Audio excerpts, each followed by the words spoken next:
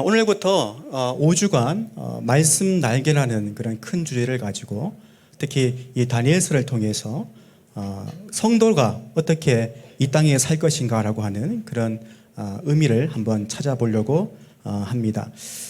이 설교들은요, 한 가지 책을 참고했습니다. 조영민 목사님의 세상을 사는 그리스도인이라는 책인데요. 이 책을 좀 참조해서 5주간의 말씀 날개를 한번 이어가 보도록 하겠습니다. 먼저 책 한 권 소개하고 시작할 텐데요. 그 백석대학교에 그 장동민 교수라는 분이 계신데 이런 책을 최근에 냈어요. 포스트 크리스텐덤 시대의 한국 기독교라는 책입니다. 이런 요지입니다. 사회가 변했으니 이 교회도 변해야 된다. 그런 이제 이야기를 하는데 요즘 다는 이제 느끼고 있는 그런 현상이지 않습니까? 이 탈교회가 많이 심해졌고 또 이 확연하게 이 어떤 교세도 많이 이렇게 떨어진 이제 그런 상황입니다. 특히 이 1990년대 중부터 해서 이 사회가 이 교회에 대해서 불신하고 그리고 이 교회가 혹은 기독교가 이 사회의 어떤 영향을 좀 많이 잃어버린 그런 시점으로 보기도 해요. 그래서 그런 어떤 급변하는 변화 속에서 우리 교회가 혹은 이 성도가 어떻게 변화하고 살 것인가라고 하는 이제 그런 이제 내용이 이 책에 담겨져 있는데요. 제목 중에 이런 문구가 있죠. 포스트 크리스텐덤이라는 말이 있는데 이 크리스텐덤이라는 뜻을 좀 이해를 해야 됩니다. 뭐냐면 이런 뜻이에요. 기독교 세계라는 뜻입니다. 기독교 세계. 그러니까 이런 의미입니다. 이 교회가 혹은 기독교가 한 나라에서 혹은 그 사회에서 정치, 경제 아니면 사회 이념, 간습, 문화까지 그렇게 어떤 선한 영향력을 미쳐서 또 이 나라가 혹은 그 사회가 기독교의 예배나 아니면 선교 활동이나 이런 것들을 지지해주는 그런 시대를 일컬어서 기독교 세계라고 이야기를 이제 하는 거예요. 근데 이 크리스텐덤이라고 하는 이 기독교 세계가 그러니까 로마가 이 기독교를 국가 종교로 공인한 그 이후부터 시작되는데요. 그러다가 한 쭉 이어져 와요. 그러면서 계몽주의 다 아시죠? 그리고 종교개혁이 일어나면서 이러한 것들이 이 균열이 일어나기 시작한 겁니다. 그러니까 나름대로 이 기독교가 이 사회적으로 영향을 잘 미치고 있다가 계몽주의를 만나고 또 이 종교개혁이 일어나면서 그런 것들이 조금씩 깨어져간 그런 흐름이 이제 있다는 거죠. 그러면서 최근에 아까 말씀드렸지만 1990년대부터쯤 해서 그것이 확연하게 이제 이 사회가 이 기독교 혹은 교회에 대해서 믿지 못하는 그런 이제 시대가 되었다는 것입니다. 우리나라는 복음이 전해지는 그때부터 그러니까 초기 이제 우리 한국 교회 사안에서 보면 복음이 전해지는 그 순간부터 그 나름대로 이 기독교 세계적인 영향을 미치고 있었어요. 그러다가 70년대, 80년대 지나서 교회에 큰 부흥이 일어났고 그러다가 90년대쯤 돼서 교회 성장이 둔해지고 또 대사회적인 그런 영향이 줄어들면서 아까 말씀드린 이 기독교 세계라고 하는 그런 이제 의미가 쇠퇴하기 시작한 것입니다. 이러한 어떤 그 시대의 흐름이라 그럴까요? 이렇게 우리 교회가 혹은 우리 성도들이 이 사회적으로 어떤 기독교의 가치를 인정받지 못하는 그런 이 시대의 흐름 속에서 그러면 교회 그리고 우리 성도가 어떻게 살 것인가라고 하는 그런 물음을 던지게 되는 것 같아요. 나는 어떻게 살지? 그러니까 이 교회가 혹은 성도가 이 사회에 대해서 그렇게 선한 영향을 미치지 못하는 그리고 사회는 교회를 신뢰하지 않는 그런 관계 속에서 나는 믿는 사람인데 그리스도인인데 이러한 시대 흐름에서 어떻게 살 것인가라고 하는 그런 물음을 이제 던질 수밖에 없는 것 같아요. 이스라엘이 이 바벨론에 의해서 멸망을 당하지 않습니까? 그리고 많은 사람들이 바벨론으로 끌려갑니다. 여러분, 그 전까지는요, 예루살렘에서 하나님 중심, 그리고 성정 중심의 삶을 살다가 예루살렘이 멸망당하지 않습니까? 그리고 성전도 불타버립니다. 많은 사람들이 포로로 끌려가서 그 낯선 땅, 바벨론 땅에서 살게 돼요. 여러분, 그 땅 어떤 땅에 가면 하나님 중심, 그러니까 성정 중심의 삶을 살 수 없는 땅입니다. 바꿔 말하면 하나님의 그 율법대로 살아내어도 인정해주지 않는 이 곳이라는 거죠. 그래서 이스라엘 사람들이 그 유배지에 가서 그 바벨론 땅에 가서 정착하며 살면서 어떤 고민을 하겠습니까? 내가 그래도 하나님의 백성인데 이 낯선 땅에서 하나님의 말씀을 인정하지 않는 이 땅에서 어떻게 살까라고 하는 그런 물음을 동일하게 가지게 된 것이죠. 이런 거에 쉽게 말씀드리면 기독교를 싫어하는 사회인 거예요. 그러니까 기독교의 가치가 인정되지 않는 그런 사회 속에서 우리가 앞으로 어떻게 살 것인가 하는 그런 이야기입니다. 여러분, 이 성경을 보니까 이렇게 급변하는 시대, 그리고 낯선 땅에 가서 그래도 하나님의 백성으로 그 삶을 멋지게 살아난 사람이 있더라고요. 누구일까요? 오늘 본문에 등장하는 바로 다니엘입니다. 여러분, 다니엘은 그 전까지는요, 그 예루살렘에서 하나님의 율법대로 살면서 나름대로 인정받는 유년기를 보낸 사람이에요. 그러다가 갑자기 어떻게 됩니까? 포로로 끌려가요. 낯선 땅에서 하나님의 말씀이 통하지 않을 것 같은 그 땅에서 하나님의 백성으로서의 삶을 아주 멋지게 살아내더라는 것이죠. 그래서 특별히 이번 5주간 동안에 이 다니엘이라는 인물을 볼 겁니다. 이 인물을 통해서 우리가 이 급변하는 이 시대 가운데 어떤 삶을 살 것인가라고 하는 것을 이 다니엘을 통해서 한번 살펴보도록 하겠습니다. 이 바벨론에서 다니엘은요, 자기 이름마저 어떻게 합니까? 잃어버립니다. 바뀌어버려요. 자기가 한 것이 아니잖아요. 그렇죠? 그러니까 바벨론이라고 하는 제국이 그 이름까지 바꿔놓았습니다. 아니요, 모든 것을 다 바꿔놓았습니다. 유대 땅에서 했던 대로 하나님의 그 율법대로 살 수 있는 환경이 이제는 아니란 거예요. 그렇게 낯선 땅에서 이 다니엘이 그 믿음의 모험을 펼쳐 나가게 됩니다. 그러면 동일하게 우리도 이 사회가 기독교를 인정하지 않는 이 풍토가 환경 가운데 우리는 어떻게 그 믿음으로 살 것인가라는 것을 오늘 읽었던 본문을 통해서 한번 살펴보도록 하겠습니다. 이 다니엘서 이 첫머리를 보면요, 이 다니엘서의 기본적인 배경이 설명되어 있는데 우리 1절 볼까요? 1절, 2절 말씀을 한번 같이 한번 읽어보도록 하겠습니다. 함께 읽습니다. 시작. 유다왕 여호야김이 지 3년이 되던 해에 바벨론 왕 느부갓네살이 예루살렘에 이르러 성을 에워쌌더니 주께서 유다왕 여호야김과 하나님의 전 그릇 얼마를 그의 손에 넘기심에 그가 그것을 가지고 신할 땅 자기 신들의 신전에 가져다가 그 신들의 보물 창고에 두었더라. 그렇죠? 유다 왕과 성전 그릇이 이방 왕 느부갓네살 손에 넘어간 현실을 배경을 1절과 2절에서 보여줍니다. 예루살렘이 바벨론 군대에 의해서 포위당합니다. 그리고 어떻게 됩니까? 멸망당하죠. 그래서 유다 왕과 하나님의 거룩한 성전에 있는 그릇 얼마가 어떻게 됩니까? 바벨론 땅에 있는 바벨론의 그 신의 신전 보물 창고에 전시되게 되는 그런 상황을 1절과 2절에서 보여주는데 유다 왕과 성전 그릇이 어떻게 했다 그럽니까? 바벨론에 넘겼다 그랬죠. 넘겨졌다는 것은요, 이런 의미입니다. 딱 한마디입니다. 예루살렘이 멸망당했다는 거예요.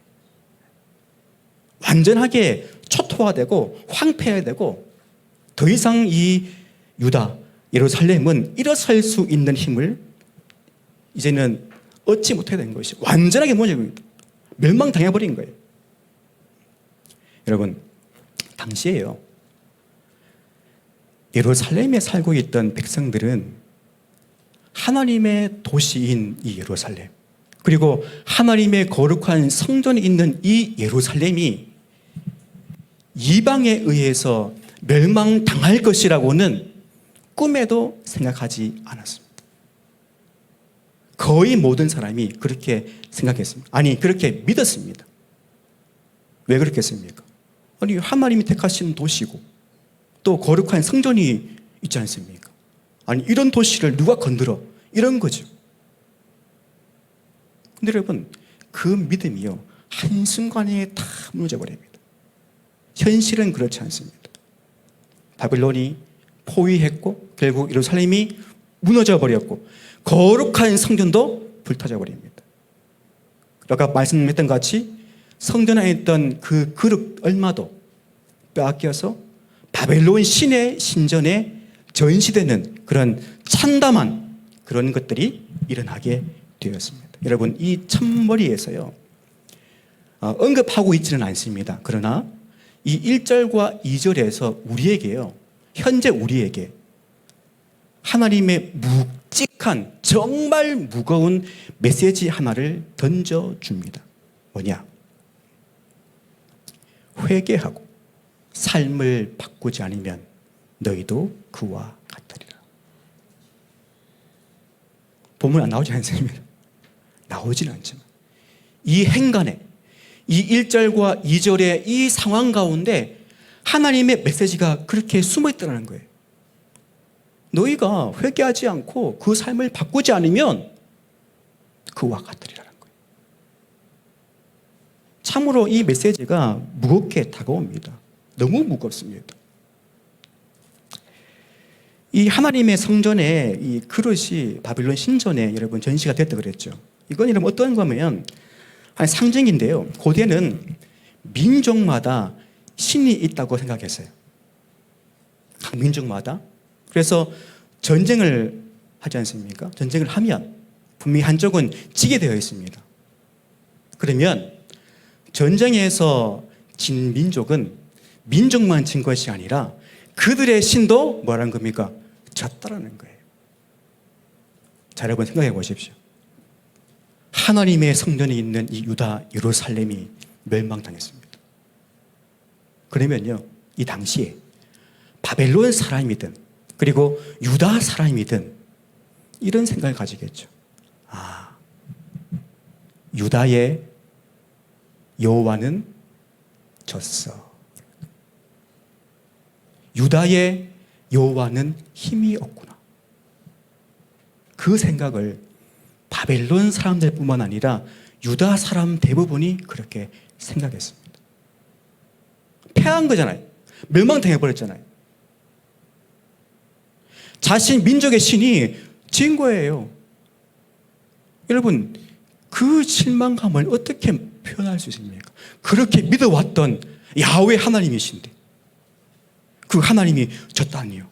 도저히 믿을 수 없는 상황이 그들의 현실이 되어 버렸습니다. 여러분, 2절을 한번 다시 보실까요? 이런 표현이 나와요. 하반절에 보시면 보세요. 신할 땅 자기 신들의 신전에 가져다가 그 신들의 보물 창고에 두었더라. 여러분, 이 말이 어떤 말인지 이해되시겠죠? 유다가 완전히 멸망당했고 그 유다의 여호와도 망했다는 거예요. 졌다는 식입니다. 그래서 그 성전에 있는 그릇을 가지고 바벨론 신전에다가 전시를 해놓은 거예요. 봐라, 우리 신이 강하다는 거예요. 그것을 과시하기 위해서 이런 것을 하게 된 것이죠. 자, 여러분, 그러면서요, 2절을 여러분 자세히 보시면 우리가 좀 주목할 부분이 이제 나오는데요. 자, 보세요. 자, 제가 읽어볼게요. 2절. 주께서 유다 왕 여호야김과 하나님의 전 그릇 얼마를 그의 손에 넘기심에. 여러분 잘 보십시오. 독특한 표현들이 나와요. 뭐냐? 여러분, 바벨론이 강해서 아니면 예루살렘이 약해서 예루살렘이 멸망당하고 성전 그릇이 바벨론으로 넘어갔습니까? 그건 뭐라는 겁니까? 주께서 하죠. 주께서. 네, 주께서. 그렇죠? 다시 보세요. 주께서, 그렇죠? 뭐였어요? 그의 손에 넘기심이라는 거예요. 바벨론이 강해서 이렇게 된 것이 아니라 하나님께서 뜻이 있으셔서 이 유다를 어디에다가요? 바벨론으로 넘기셨다라고 하는 거예요. 고대의 사람들은 그렇게 생각 안 했죠. 아, 바벨론이 강해서 그렇게 되겠지. 아니요. 하나님께서 유다를 바벨론으로 넘기셨다는 이야기입니다. 우리가 이 부분을 정말 주목해서 보아야 합니다. 주께서 그의 손에 넘기심에라는 부분이죠. 여러분, 역사는 하나님의 손에 있습니다. 하나님의 주권 아래 있다는 거예요. 지금 그것을 지금 말씀하고 있는 겁니다. 이 한국 사회에서 이 한국 교회는요, 이제 더 이상 여러분 다수가 아닙니다. 소수예요. 네, 다수가 아니에요. 교세가 확 떨어졌어요. 그리고 신앙은 있는데 교회에 나오지 않는 사람들도 많으면 100만 명이라고 그래요. 그래서 통계를 보니까 기독교 인구가 우리나라에 많으면 600만 명 된대요.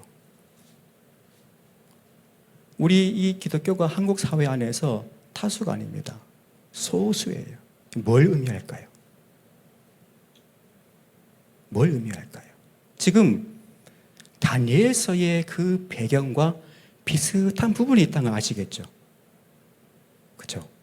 그러니까 하나님의 그 말씀대로 살아내도 인정해 주지 않는, 그리고 기독교의 그 참 아름답고 좋은 가치를 보여도 사람들의 별 반응이 없는 그런 시대라고 하는 거예요.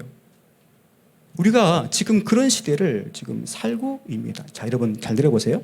자, 그러면 한국 사회에서 한국의 교회와 기독교가 소수라고 칩시다. 그러면 자, 보세요. 교회가 약해지면 하나님도 약해지십니까? 예, 강하게 안 이용하시니까 제가 좀 당황하게 됩니다. 예, 그렇죠. 여러분, 교회가 혹은 기독교가 한 나라에서 사회에서 약해진다고 해서 하나님은 이 땅에 그 무엇 때문에 영향받지 않는 분이세요. 이 땅에 무엇 때문에 하나님이 약해지고 강해지고 그것이 아니라는 거예요. 하나님은 하나님이십니다. 무언가에 의해서 영향을 받지 않으십니다. 혹 우리가 약해졌다 하더라도 하나님은 늘 한결같이 하나님이세요. 여러분, 그것이 저와 여러분의 희망이 되지 않습니까? 여전히 하나님은 그 자리에서 하나님으로 계십니다. 우리가 우리 믿음의 눈을 들어서 그 하나님을 신뢰하며 나아가면 비록 사회가 우리를 인정하지 않고 어렵게 하고 하더라도 그렇게 우리 믿음을 지켜나가며 살아갈 수 있게 될 줄로 믿습니다. 이 바벨론이 이 하나님의 성전에서 그 얼마를 이제 가져가서 그 자신들의 신전, 그 보물 창고에 두었다 했죠. 그리고 또 하나의 보물을 가지고 갑니다. 그 보물이 무엇이겠습니까? 뭘까요? 자, 읽어봅시다. 4절 5절이에요. 자, 함께 읽어봅시다. 시작. 곧 흠이 없고 용모가 아름다우며 모든 지혜를 통찰하며 지식에 통달하며 학문에 익숙하여 왕궁에 설 만한 소년을 데려오게 하였고 그들에게 갈대아 사람의 학문과 언어를 가르치게 하였고 또 왕이 지정하여 그들에게 왕의 음식과 그가 마시는 포도주에서 날마다 쓸 것을 주어 3년을 기르게 하였으니 그 후에 그들은 왕 앞에 서게 될 것이라. 여러분, 어떤 보물이 왕궁으로 갑니까? 유다의 소년들입니다. 청년들인 거예요. 누구냐? 예루살렘의 귀족과 왕족 출신의 그 유능한 젊은 청년들이 바벨론으로 끌려가게 되고 바벨론은 그 왕궁에 들어가서 이름도 바뀌고 왕이 주는 음식과 포도주를 마시며 3년 동안 그 왕궁에서 살게 되었다는 거예요.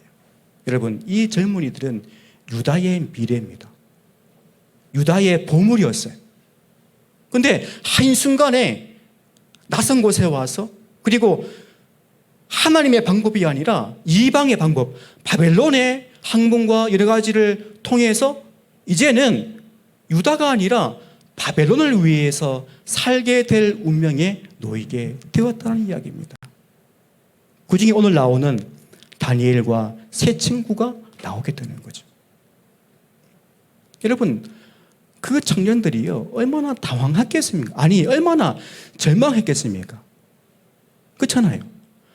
그 몽우까지 끌려와서 이제 더 이상 하나님의 방법대로 살아갈 수 없는 그 사회 안에서 그 바벨론의 학문을 배워야 되고, 또 왕이 내려주는 음식을 먹어야 되고, 한마디로 말하면 이제는 이 탈유대, 그러니까 유대인의 모습들을 싹 다 버려버리고 뭐 되는 겁니까? 바벨론 사람이 되라는 거예요. 이제 그러한 이야기가 오늘 이제 본문에 펼쳐지게 되는데, 여러분, 1년도 아니고 2년도 아니고 몇 년입니까? 3년입니다. 결코 짧지 않는 시간이지 않습니까? 아마도 3년 동안 그 왕궁에서 바벨론의 학문을 배우고 언어를 배우고 이름도 바뀌고 왕이 내려주는 음식을 먹다 보면 어떻게 될까요? 자연스럽게. 그렇죠. 바벨론 사람처럼 되어버리는 거예요. 이것은 바벨론 제국의 의도가 있습니다. 그렇게 유능한 인재를 등용해서, 그러니까 식민지의 인재 아닙니까? 그들을 등용해서 그 식민지를 그렇게 통치하고 싶은 거예요. 하나의 어떤 정책적으로 이렇게 바빌론이 이끌어가게 된 거예요. 그래서 한마디로 이 유대의 유능한 청년들을, 그렇죠? 바벨론화 시켜서 바벨론에 충성하는 그런 일꾼으로 만들려고 했던 것입니다. 자, 그리고 여러분 6절과 7절을 보면 다니엘과 이제 세 친구가 소개되는데요. 같이 한번 읽어볼게요. 6절, 7절입니다. 시작. 그들 가운데는 유다 자손 곧 다니엘과 하나야와 미사엘과 아사랴가 있었더니 환관장이 그들의 이름을 고쳐 다니엘은 벨드사살이라 하고 하나야는 사드락이라 하고 미사엘은 메삭이라 하고 아사랴는 아베누고라 하였더라. 자, 다니엘과 친구가 바벨론에서 새로운 이름을 받습니다.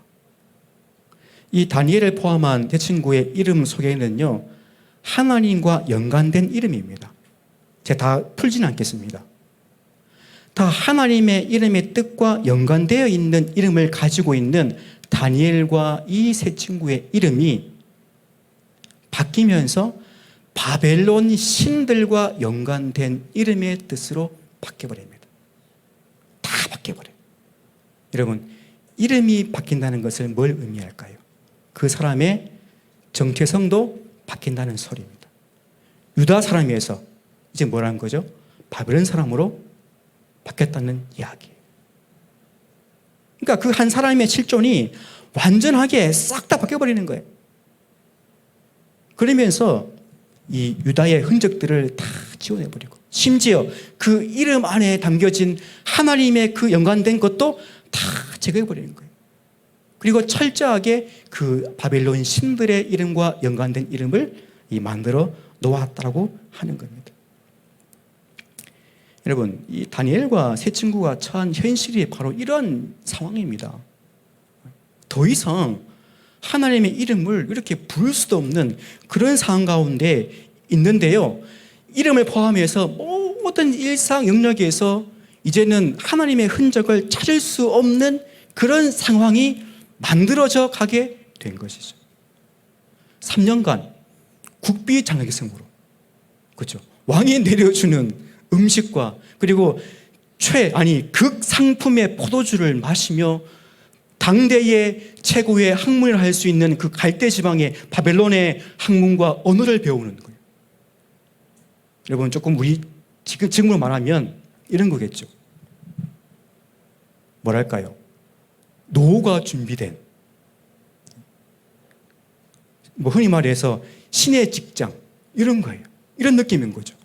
평생토록 그 바벨론 제국의 인정을 받으면서 평생토록 떵떵거리며 살 수 있는 길이 그들에게 열린 거예요. 자, 이런 상황에서 이 다니엘과 세 친구가 하나님의 백성으로서의 그 정체성을 잃어버리지 않고 어떻게 살 수 있겠습니까? 어떤 누구도요, 하나님의 백성으로서의 그 모습을 잃어버린다 해도 전혀 이상하지 않습니다. 어쩌면 너무나 당연한 상황이에요. 그런데 이 다니엘과 세 친구는 그러한 현실 가운데서 하나님의 백성으로서의 정체성을 지키며 살아가더라는 이야기죠. 여러분, 이 다니엘이 지금 살고 있는 시대는요, 참 우울한 시대입니다. 참담해요. 그 어떤 소망도 없습니다. 어떤 희망도 꿈꿀 수 없습니다. 이미 나라가 망해버렸습니다.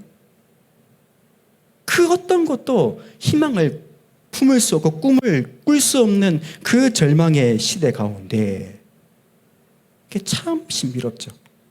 그런 상황인데 이 다니엘 그리고 이 세 친구는 꿈꿀 수 없는 그 상황에서 꿈을 꾼다는 이야기예요.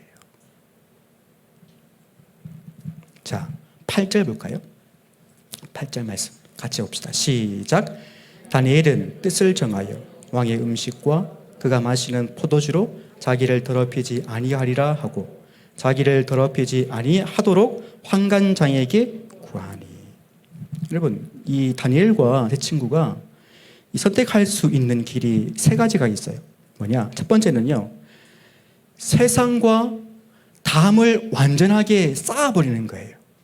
그러니까 바벨론을 거부해버리는 거예요. 그 길이 하나 있습니다. 두 번째 길은 뭐냐? 이거는요, 세상 속에서 세상과 하나가 되는 길입니다. 그러니까 이 다니엘과 세 친구가 이제는 유다를 다 버리고 뭐는 거죠? 바벨론화 되면 되는 거예요. 그게 두 번째 길입니다. 그 다음 이 세 번째 길은 뭐냐면 오늘 설교 제목과 같습니다. 세상을 살되 세상에 선을 긋는 겁니다. 그러니까 바벨론에서 살아가고 바벨론의 방법대로 살지만 그 속에서 하나님의 백성으로서의 선을 긋는다 하는 이야기입니다. 요 세 가지 길이 있는 거죠. 다니엘과 이 세 친구는 이 세 번째 길을 선택합니다. 그러니까 바벨론에 살되 그리고 바벨론의 방법으로도 살되 뭐라는 거죠? 하나님의 백성으로서의 그 선은 긋고 산다는 이야기입니다. 그래서 세상을 살되 세상 속에서 그리스도인으로서 믿음의 선을 쭉 그어놓고 살겠다는 이야기입니다. 여러분, 이 삶이 과연 쉬울까요? 아니요. 결코 쉽지 않습니다. 결코요. 아니, 절대 쉽지 않습니다. 참 어려운 길입니다. 그런데 이 다니엘은 뭐라 합니까? 8절에 뜻을 정하였다. 뜻을 정하였다. 여러분, 그 뜻이 아까 말씀드린 세 번째 길로 걸어가겠다는 이야기입니다. 이 뜻을 정하였다라고 하는 것은요, 여러분 이런 거겠죠. 이 바벨론의 학문과 언어를 배우겠다. 근데 왕의 지정된 음식과 포도주는 먹고 마시지 않겠다는 이야기예요. 바벨론의 학문을 배우고 언어도 배우고 생활 방식도 배우고 통치 방법도 배우고 정치도 배우고 다 배우겠다고요. 그런데 뭐란 겁니까?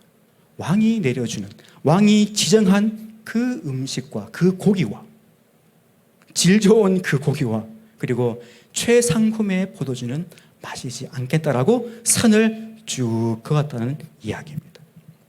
여러분, 왜 이 음식 때문에 그런 줄 아세요? 뭐 여러 가지 이야기겠지만 한 가지만 말씀드릴게요. 왜 음식을 거부했느냐? 참 중요한 이제 부분일 수 있는데요. 여러분, 양질의 고기예요. 정말 쫄깃하고 입에 넣으면 싹 녹는 뭐 그런 고기 같아요. 그리고 당시에 어디서도 구할 수 없는 최상품의 포도주입니다. 최고예요. 그 최고의 음식을 이제 먹게 되는 겁니다. 하루요? 한 달이요? 1년이요? 몇 년입니까? 3년 동안입니다. 그 질 좋은 음식을 먹기 시작하면 나중에 그 음식을 중단할 수 있겠습니까? 끊겠습니까? 못 끊습니다. 중독이 되는 거예요. 그 고기 맛에 중독이 되는 거예요. 그 질 좋은 포도주의 그 맛에 길들여지는 거예요. 여러분, 그렇지 않습니까? 가장 좋은 것에 길들여지면 나중에요, 그 어떤 것도 먹어도 맛이 없어요. 그래서 이 다니엘과 이 세 친구는 스스로 뜻을 정해서 세상의 선을 쭉 그으면서 그 음식과 그 포도주를 먹지 않겠다라고 한 것이 뜻을 정해서 선을 그었다는 이야기입니다. 자, 여러분, 그러면요, 뭐 남은 이야기는 다 너무 잘 아실 겁니다. 따로 그 스토리는 말씀드리지 않겠습니다. 자, 그러면 하나님은 이 다니엘과 세 친구가 뜻을 정한 것에 대해서 어떻게 평가를 하시느냐, 여러분, 그게 중요하지 않겠습니까? 아니, 어떻게 하나님이 이걸 보시느냐라고 하는 건데요. 그리고 뜻을 정해서 그 바벨론에서 선을 긋고 살아가는 그 제3의 길, 그 세 번째 길을 걸어가는 것에 대해서 하나님은 어떻게 생각하시는지를 오늘 본문을 통해서 조금 찾아보고 말씀을 한번 정리해 보겠습니다. 먼저요, 이렇게 말합니다. 9절 말씀 봅시다. 9절 말씀. 시작. 하나님이 다니엘로 하여금 환관장에게 은혜와 긍휼을 얻게 하신지라. 여러분, 잘 한번 두고 보세요. 기억해 두세요. 다음 또 봅시다. 15절 말씀입니다. 15절 시작. 후에 그들의 얼굴이 더욱 아름답고 살이 더욱 윤택하여 왕의 음식을 먹는 다른 소년들보다 더 좋아 보인지라. 자, 또 볼까요? 거기죠. 17절 말씀 시작. 하나님이 이 네 소년에게 학문을 주시고 모든 서적을 깨닫게 하시고 지혜를 주셨으니 다니엘은 또 모든 환상과 꿈을 깨달아 알더라. 그래요. 마지막으로 이렇게 말합니다. 20절 말씀 같이 읽읍시다. 시작. 왕이 그들에게 모든 일을 묻는 중에 그 지혜와 총명이 온 나라와 박수와 술객보다 10배나 나은 줄을 알더라. 여러분, 이 구절들을 종합하면 이렇습니다. 하나님께서 믿지 않는 환관장에게 역사하셔서 다니엘과 세 친구에게 은혜와 긍휼로 바라보게 만드셨습니다. 그래서 그 왕의 음식을 먹지 않고 채소를 먹게끔 그 길이 열린 거예요. 그렇죠? 자, 또 뭡니까? 채소와 물을 먹는데 열흘 동안 여러분 어떻습니까? 피부가, 그리고 윤택이 더 좋았다라 그래요. 아니, 여러분, 고기 먹은 사람이 때깔납니까? 누가 때깔납니까? 당연한 거죠. 제가 오늘 고기 먹고 왔어요. 당연한 거거든요. 근데 보십시오. 채소와 물만 먹고도 고기를 먹은 사람들보다 더 윤택했더라는 거예요. 그렇죠? 자, 또 뭡니까? 그들에게 뭘 주셨습니까? 지혜를 주시고, 그렇죠? 또 뭘 주세요? 특별히 다니엘에게는 모든 환상과 꿈을 깨달아 알더라. 하나님께서 그 다니엘에게 환상과 꿈을 읽어낼 수 있는 능력을 주셨다는 이야기입니다. 그리고 마지막으로 바벨론 왕에게 인정받게 하셨다는 거죠. 한마디로 하나님은 이 다니엘과 세 친구의 뜻을 정해서 그 선을 긋는 그 믿음의 행위에 대해서 어떻게 반응하셨습니까? 기쁘게 반응하신 거예요. 아, 그래, 맞다. 그래서 그 참담한 그리고 어려운 현실 가운데 하나님께서 그들에게 은혜와 긍휼을 입게 하셨고 지혜와 학문과 모든 것을 통달할 수 있는 것을 주셨고, 특히 다니엘에게는 뭡니까? 환상과 꿈을 읽어낼 수 있는 능력도 주셨더라. 그리고 왕에게 인정을 받게 되어서 바벨론 왕궁에서, 그렇죠? 관료로서 그렇게 지내게 하셨다는 이야기입니다. 이걸 볼 때 하나님께서 이 다니엘과 이 세 친구의 그 길을 인정하셨구나라는 것을 알 수 있는 거죠.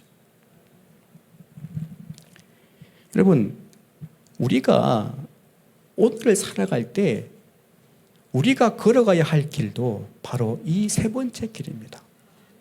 세상 속에 살되 세상 속에서 믿음으로 선을 긋고 사는 길이란 거예요. 세상을 등지지도 않고 세상과 하나 되지도 않고, 그렇죠? 그 사이에 그 좁은 길로 걸어가는 것이 바로 성도가 살아가야 할 길이라고 하는 것입니다.